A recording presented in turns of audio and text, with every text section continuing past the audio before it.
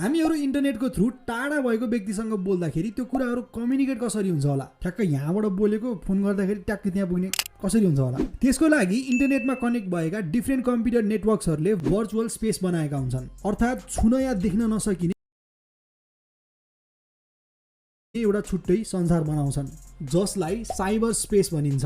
र अहिले त यो सम्बन्धी पढाइ र रिसर्च एकदमै ग्रो भइरहेको छ र राम्रो ठाउँमा काम गर्ने व्यक्तिले एभरेजमा पनि स्यालेरी $90,000 देखि $120,000 सम्म कमाइरहनु भएको छ।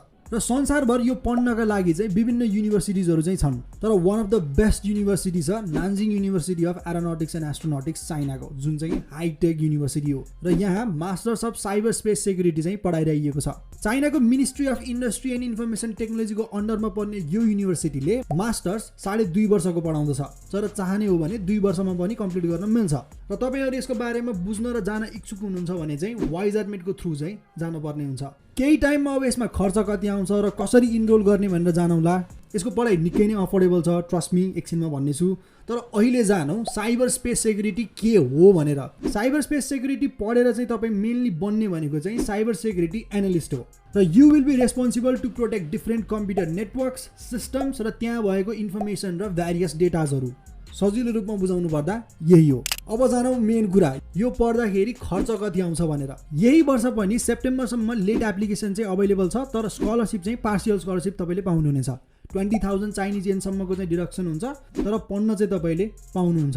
ओरिजिनल ट्युसन फी चाहिँ 33,500 चाइनिज येन हो, त्यो भनेको नेपाली 6,03,000 रुपैयाँ आउँछ यदि कुनै पनि स्कलरशिप पाउनु भएन भने।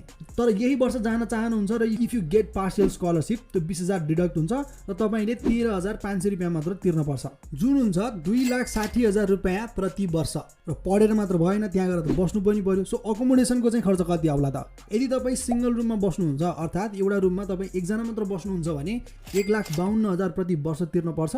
र डबल रुम अर्थात एउटा रुममा 2 जना बस्नुहुन्छ भने चाहिँ ठ्याक्कै आधा 76,000 तिर्नुपर्छ। र यसरी तपाईले मास्टर 2.5 वर्षमा यदि कम्प्लिट गर्नुहुन्छ भने टोटल कस्ट तपाई पढेको र बसेको गरेर चाहिँ यति आउँछ। मैले स्क्रिनमा राखेको छु, एकछिन पज गरेर चाहिँ तपाईले हेर्न सक्नुहुनेछ।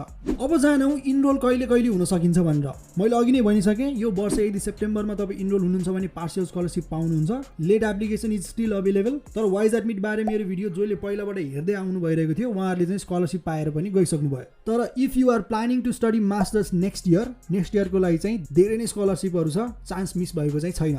2024 को लागि चाहिँ सेप्टेम्बरको इन्टेक छ, त्यसको लागि जनवरी 2024 देखि मार्च 2024 सम्म चाहिँ एप्लिकेसन खुलेको हुन्छ। त्यो बेलामा तपाईले वाइज एडमिटको थ्रु भर्नुभयो भने चाहिँ ह्युज अपर्च्युनिटिज पाउनुहुनेछ स्कलरशिपको लागि। सो मोटामोटी कुरा यही नै हो। थप जानकारीको लागि चाहिँ वाइज एडमिटको यी दुईटा नम्बरमा कन्ट्याक्ट गर्न सक्नुहुनेछ। उहाँहरूले तपाईलाई चाहिँ अरु कुराहरु राम्ररी बुझाउनुहुनेछ।